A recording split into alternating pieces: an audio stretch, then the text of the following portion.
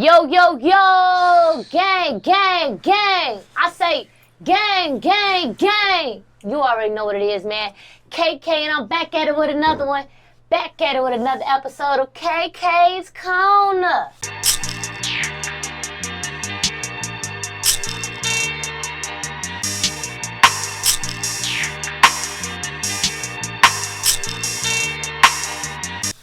Who I'm posted up with, gang? Ceasar Christian, tapped in. Tapped in. Hey, for those who don't know, bro, I'm sitting here with an artist from St. Petersburg, Florida. Did I say it right? That was hard because you took the S off for the Peters, but that sounded more real. St. Petersburg, Florida. St. Petersburg, Florida. You feel me? You feel me, gang? Yeah. From the shot to the Florida. Yeah. Come on now, we in the A with it. Y'all know what's going on, man. Y'all know it. So, gang, before we start, let me ask, how old are you? 27. 27, out here doing your thing. Okay. So, for those of us who ain't from Florida, because I ain't from Florida, let me know, how was it growing up out there? Growing up in Florida was crazy. You hear all the Florida man stories on the news all the time. Yeah, absolutely. So just imagine being a kid with all that stuff going on. It was just like, wow, like this is crazy. And then you got the beaches, which is beautiful. So it was just it was a mix of crazy and beautiful. That's what's up. So, like, how was your angle on it growing up? Like, was it more crazy or was it more beautiful? It was more crazy. More crazy? Yeah, because Florida is the deep South, really. Okay. People be forgetting that. Florida's the most Southern.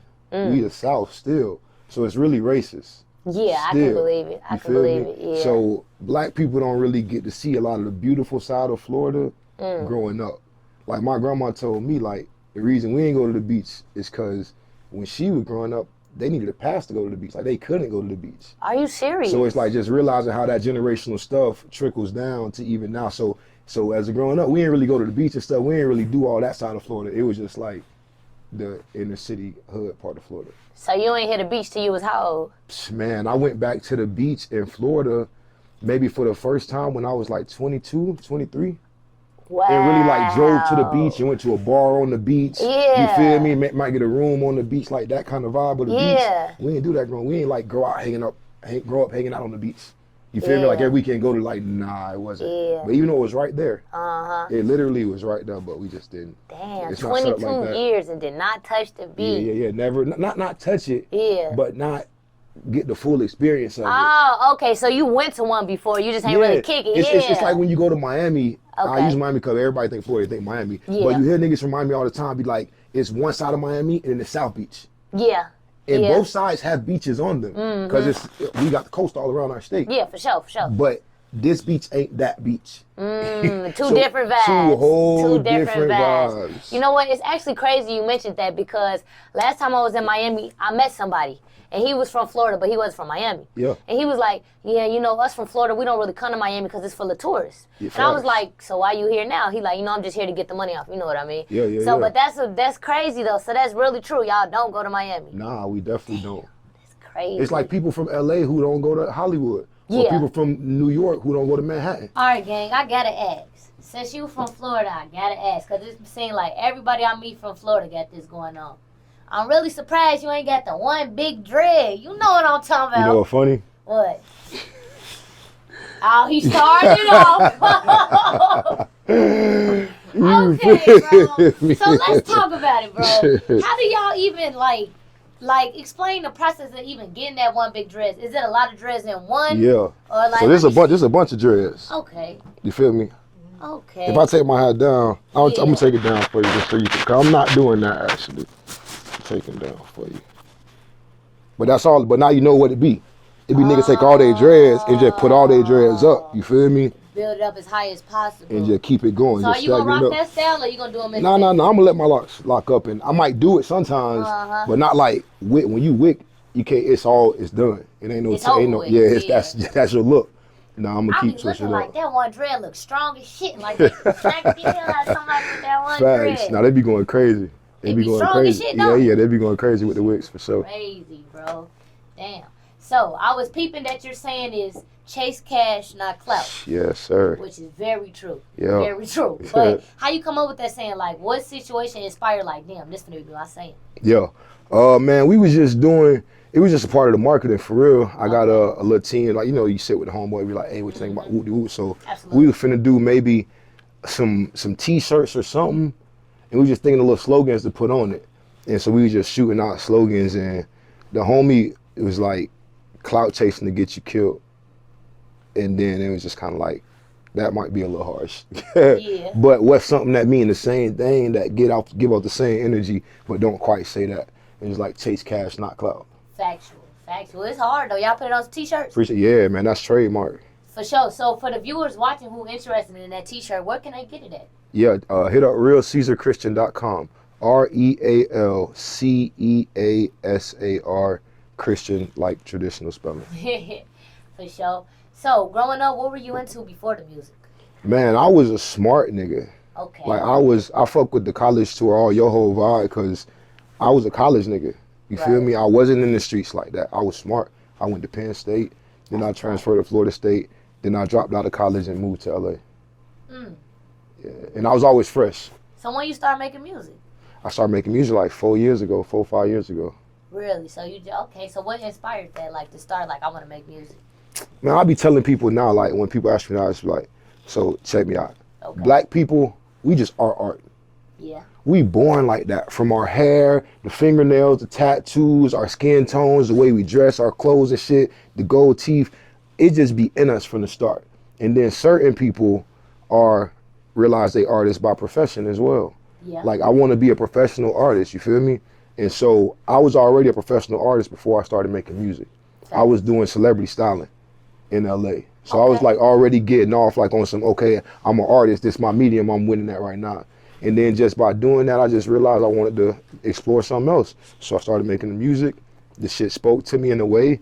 And it's just like, it was kind of like, you know, finding what you really want to be doing.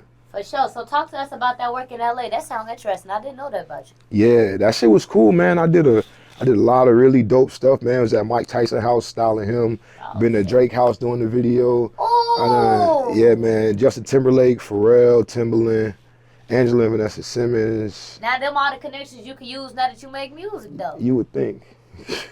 I would think. Let us know the real, because I would think. Like, anybody would think, yeah. It don't quite work like that, you know. Yeah. Is it because y'all didn't build, like, a good enough relationship when you was around them, or is they just standoffish? Like, what do you think it is? I think it's really that with everything, you gotta show people a certain level of your commitment before they can jump in and be committed or co-sign it. They want to see how you coming. They gotta see how you. They gotta see how you coming. You feel me? Absolutely. So now when my shit pop off, them stories gonna be incredible. You feel me? It's like when you see, or even how you see a nigga like Ludacris. Nobody feel no way, but just it's different to see Ludacris right now and be like, man, I remember being in the studio with T.I. as a radio DJ. Yeah. And it's just like, it's not like he's trying to say it to get anything from him. It's just talking about his story. Yeah. And it's just a real part of the story. Like, damn, bro, remember, nigga, I was I was at the radio, nigga. Facts. That's how it's gonna be, though, for sure. Yeah. For sure. So, what artists, if any, do you look up to in the media industry?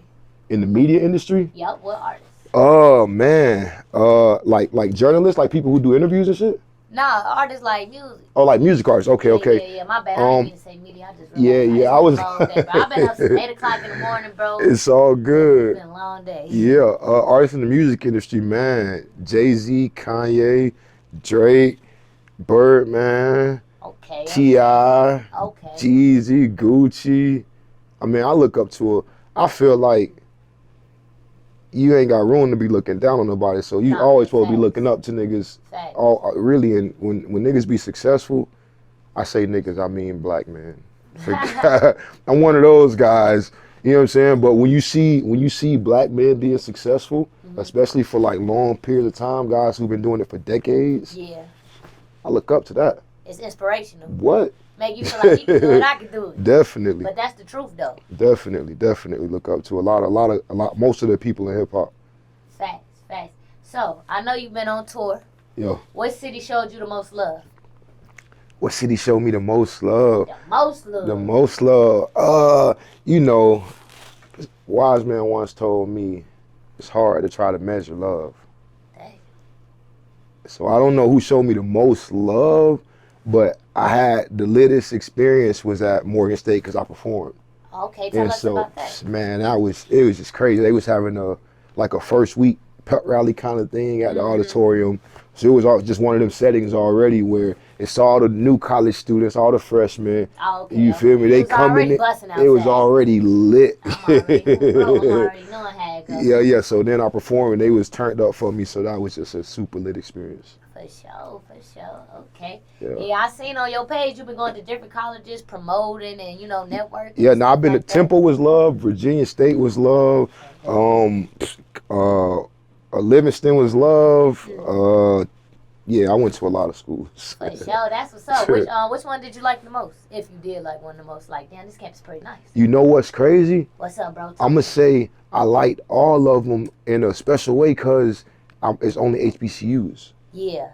So that for me is a thing to see, to just be going to all these different colleges full of black students. Yeah, that, except for Temple. Temple's the only one that wasn't an HBCU, but everywhere else I went was an HBCU. Did you go to a HBCU? Nah. Why not? Man, everybody I've been like, man, I think I dropped out because I didn't go to a HBCU. Yeah, probably. I ain't gonna lie, like HBCU, the experience of college is different. Yeah. Especially when you out here in the A. I ain't gonna say too much. Them Clark kids know what's going on. No cap. Yeah, why not? Why not at HBCU when it was time for you to go? If you knew better, you would do better. Like I was, it's funny, man, because when you one of the smartest kids at the school, they're not telling you to go to a HBCU. They're telling you to go to Harvard or Yale or some big PWI. Yeah, and that's really what it was. I was NHS and I was like a smart kid. So HBCU I was NHS. Yeah, you was real smart. But you still made it here, so that's wrong. You feel me? Yeah. I didn't make it to a HBCU because I just was listening to all of the institution like, oh, you should go to one of these type of schools, and dropped out. Dropped out. How many years? 2. What you think made you drop out? Well, you weren't feeling it or what? It was, I'm like, always on the go. So it was too slow for me. By the time I was free, I was like, let me go. And I moved to LA and was lit. And then you was over from there. Yeah, so God's plan for sure. But I think if I had been at a HBCU, I think my professors and my environment would have been able to get me to just be like, bro, just slow down. Just 2 more years, finish school, then take off. Yeah. But I was like, nah, because I already, no cap, when I left Penn State, I told people to this day, like, when I was there, I just had a moment, big, beautiful campus. Penn State, everything you would think, 40,000 students, beautiful campus, bunnies hopping, white kids walking around with the backpacks and all, crazy guy outside the building. I see the white kids all over. But they looked happy as hell. And I was not happy. I was like, this is like a beautiful movie scene. I'm not happy. Yeah, I'm like that. I'm like, what's happening? So I think I just didn't, I think it was that. You feel like you didn't fit in. Yeah, I think, it was culture. The culture shock of the experience was like, But you know what, though? It all be a part of God's plan, because look at you now. You hitting up every HBCU. Yeah, and I had a great black community at Penn State, too, though. So I did find us a crazy circle, but it was only 13 of us, man. Hey, shout out to them African Americans over there at Penn State. If you watching, stay strong, though. Facts, stay strong, no cap.